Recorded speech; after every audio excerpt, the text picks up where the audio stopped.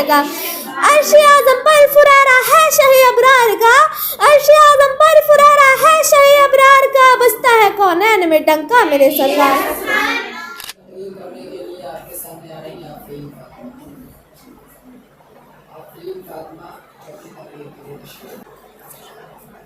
معزز سامعین اکرام، السلام علیکم ورحمۃ اللہ وبرکاتہ۔ وعلیکم السلام ورحمۃ اللہ وبرکاتہ۔ الحمد للہ رب العالمین، الصلاۃ والسلام علی سید المرسلین وعلی آلہ اصحابہ اجمعین، اما بعد فاعوذ باللہ من الشیطان الرجیم، بسم اللہ الرحمن الرحیم۔ لقد من اللہ علی المؤمنین اذ بعث فیہم رسولا۔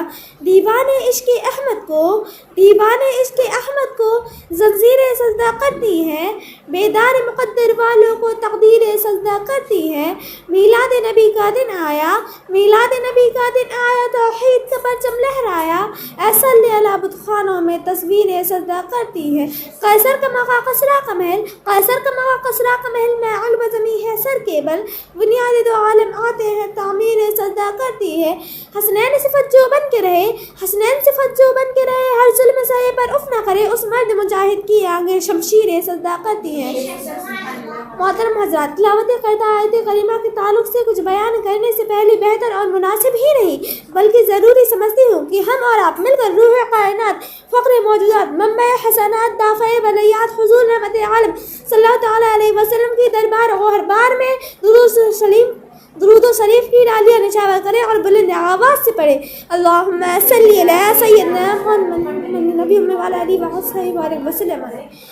حضرات، آج میں اپنے مقدر پہ جتنا بھی ناز کروں کم ہے، کیونکہ آج مجھ جیسی طالبہ علم کو اس بارگاہ میں خراج عقیدت پیش کرنے کا موقع مل رہا ہے جس بارگاہ میں علم و فن کے تاجدار بھی لب کشائی کرتے ہوئے گھبراتے ہیں۔ مگر حضرات، یہ سب ہمارے مستفق استاد اکرام کی نوازش اور دعاؤں کا نتیجہ ہے کہ میں آپ لوگوں کی خدمت میں کچھ بولنے کی ضرورت کر رہی ہوں۔ حضرات، رب تبارک و تعالیٰ کا لاکھ لاکھ شکر و احسان ہے کہ اس نے ہمیں اور آپ کو اپنی بے شمار نعمتوں سے مالا مال فرمایا۔ اس کی کن کن نعمتوں کا تذکرہ کیا جائے، جدار نگاہ اٹھا کر دیکھیے اسی کی نعمت کا جلوہ نظر آئے گا۔ آسمان اسی کی نعمت، زمین اسی کی نعمت، ہوا اسی کی نعمت، پانی اسی کی نعمت، کھانا اسی کی نعمت، دانا اسی کی نعمت، چاند اسی کی نعمت، سورج اسی کی نعمت، جسم اسی کی نعمت، جان اسی کی نعمت، قرآن اسی کی نعمت اور ایمان اسی کی نعمت۔ حضرات، انسانوں کی کیا مجال کہ وہ اس کی نعمتوں کو شمار کر سکے۔ خود اللہ رب العزت ارشاد فرماتا ہے، وَإِن تَعُدُّوا نِعْمَتَ اللَّهِ لَا تُحْصُوهَا، اور اگر اللہ کی نعمتیں گنو تو انہیں شمار نہ کر سکو گے۔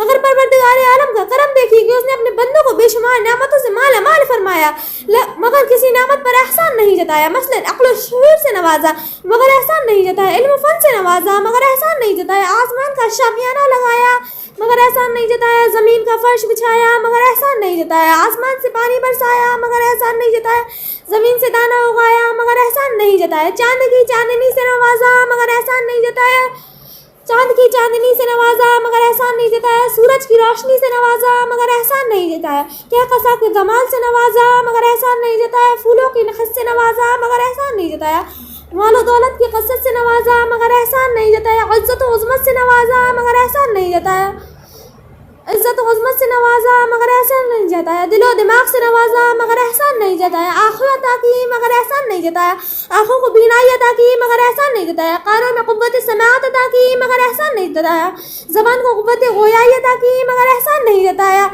ہاتھ کو پکڑنے کی صلاحیت عطا کی مگر احسان نہیں جتایا، پاؤں کو چلنے کی شخص عطا کی مگر احسان نہیں جتایا۔ مختصر یہ کہ اللہ تبارک و تعالیٰ نے انسانوں کو وجود بخشا مگر احسان نہیں جتایا۔ حضرات، یوں ہی اللہ تبارک و تعالیٰ نے لوگوں کی ہدایت کے لیے انبیاء اکرام کو دنیا میں بھیج کر احسان عظیم فرمایا، مگر پروردگار عالم نے کہیں یہ نہیں فرمایا کہ اے لوگوں، میں نے آدم کو شفیع اللہ بنا کر بھیجا اس لیے تمہارے اوپر احسان کیا، نوح کو نجیب اللہ بنا کر بھیجا اس لیے تمہارے اوپر احسان کیا، ابراہیم کو خلیل اللہ بنا کر بھیجا اس لیے تمہارے اوپر احسان کیا، اسماعیل کو ذبیح اللہ بنا کر بھیجا اس لیے تمہارے اوپر احسان کیا، موسیٰ کو کلیم اللہ بنا کر بھیجا اس لیے تمہارے اوپر احسان کیا، اور میں نے عیسیٰ کو روح اللہ بنا کر بھیجا اس لیے تمہارے اوپر احسان کیا۔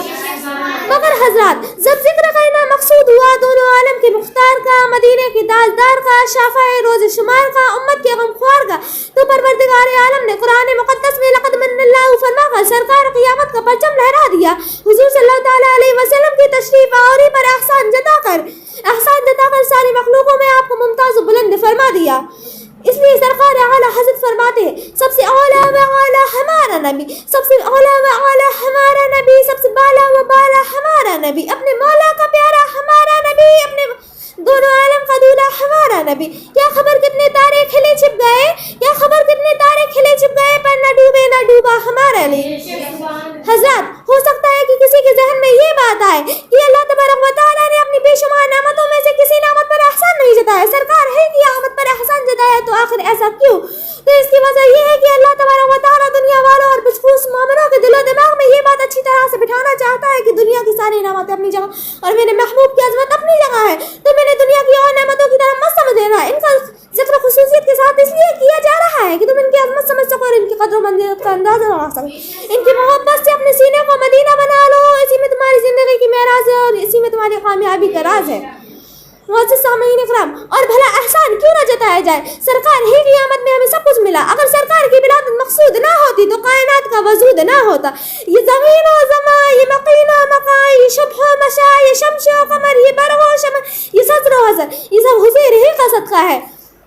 اس سلسلے میں حدیث قدسی ہے لولاک لما خلقت الافلاک والارضین. اے محبوب، اگر آپ کو پیدا کرنا مقصود نہ ہو تو نہ زمین پیدا کرتے نہ آسمان.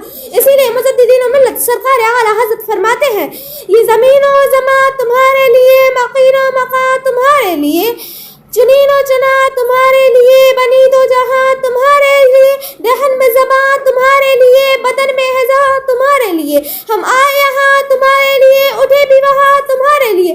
اور ایک دوسرے مقام پر آپ یوں ارشاد فرماتے ہیں وہ جو نہ تھے تو کچھ نہ تھا، وہ جو نہ تھے تو کچھ نہ تھا، وہ جو نہ ہو تو کچھ نہ ہو، جان ہے وہ جہان کی، جان ہے تو جہان ہے. حضرات گرامی، سرکار کی آمد کیا ہوئی کہ عالم میں انقلاب برپا ہو گیا. کفر و شرک کے بعد چھٹ گئے، ظلم و زیادتی کی آندھی تھم گئی، ظلم و زیادتی کی آندھی تھم گئی، طاقت و قوت کا بھیجا استعمال بند ہو گیا، مظلوموں کی سسکیاں مسکراہٹوں میں تبدیل ہو گئی، عورتوں کو باوقار مقام مل گیا، بچیاں خیر و برکت کا پیغام بن گئی، بچیاں خیر و برکت کا پیغام بن گئی. حضرات، جس رسول کے قدموں کی برکت نے ذروں کو آفتاب اور غلاموں کو امام بنا دیا، اس کی تعریف و توصیف بھلا کون بیان کر سکتا ہے؟ میں اور میرا علم ہی کتنا. آئیے ہم اور آپ مل کر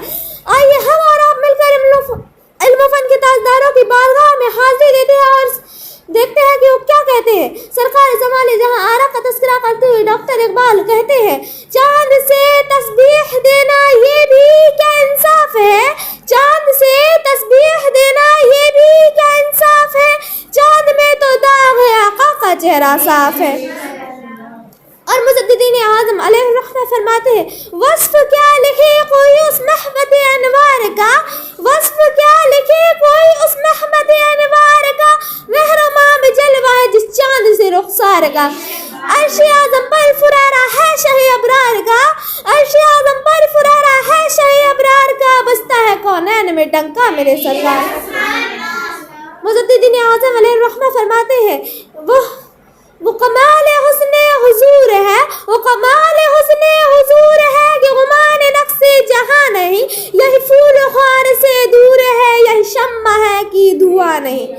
اور مجددین اعظم حضرت جبرائیل علیہ السلام کے قول کی ترجمانی کرتے ہوئے ارشاد فرماتے ہیں یہی بول سے درا والے، یہی بول سے درا والے، چمنے جہاں کے تھالے سبھی میں نے چھان ڈالے، تیرے پائے کا نہ پایا، تجھے یک نے یک بنایا، تجھے حمد ہے خدایا، تجھے یک نے یک بنایا. جس رسول کے قدموں کی مثال حضرت جبرائیل نہ پا سکے اس کی تعریف روح انور کی تعریف بھلا کون کر سکتا ہے؟ آئیے ہم شاعر دربار رسول حضرت حسان بن ثابت سے حضور صلی اللہ تعالیٰ علیہ وسلم کی تعریف و توصیف سنتے ہیں تو حضرت حسان بن ثابت فرماتے ہیں بشیر نذیر ہاشمی مکرم، بشیر نذیر ہاشمی مکرم، عطوف رؤوف من یسمى بأحمد صلی اللہ تعالیٰ علیہ وسلم، واحسن منك لم تر قط عینی، واجمل منك لم تلد النساء، مورقا من كل عیب قد خلقت كما تشاء. تو یعنی یا رسول اللہ، حضرت حسان فرماتے ہیں آپ سے زیادہ خوبصورت میری آنکھوں نے کبھی کسی کو دیکھا نہیں، آپ سے زیادہ خوبصورت میری آنکھوں نے کبھی کسی کو دیکھا نہیں، آپ سے زیادہ حسن و جمال والا کسی عورت نے کسی کو جنا نہیں، آپ ہر آپ سے بری اور پاک و صاف پیدا کیے گئے، گویا کہ آپ ویسے ہی پیدا کیے گئے جیسا کہ آپ آپ چاہتے تھے. اور ایک فارسی کے ایک شاعر امام الدین تبریزی نے فرمایا تھا 1000 بار بشویم دهن ز مشک غلام 1000 بار بشویم دهن ز مشک غلام حدوث نام تو گفتن کمال بے ادبی. یعنی یا رسول اللہ اگر میں اپنا منہ 1000 بار بھی مشک غلاب سے دھو لوں پھر بھی آپ کا پاکیزہ نام لینا ہمارے لیے بے ادبی ہے. اور صرف اتنا ہی نہیں بلکہ ساری دنیا کی درختوں کی شاخوں کے قلم بنائے جائے اور تمام دنیا کی سمندروں کی پانی کو سیاہی بنائی جائے تو تمام دنیا کے پیڑوں کی شاخوں کے قلم بنانے اور تمام دنیا کے سمندروں کے پانی کو سیاہی بنانے میں ختم ہو سکتے ہیں مگر میرے حضور صلی اللہ تعالیٰ علیہ وسلم کی تعریف و توصیف کا حق بیان نہیں کی جا سکتی. ساری دنیا کے درختوں کے قلم ہو جائیں اور جتنے سمندر سیاہی ہو جائے پھر بھی ممکن نہیں توصیف رسول اکرم کیوں نہ مشروف عمل ساری خدائی ہو جائے. اور اس شہر میں بک جاتے ہیں خدا کے خریدار یہ مشرق کا بازار نہیں کوئے نبی ہے. السلام علیکم ورحمۃ اللہ وبرکاتہ.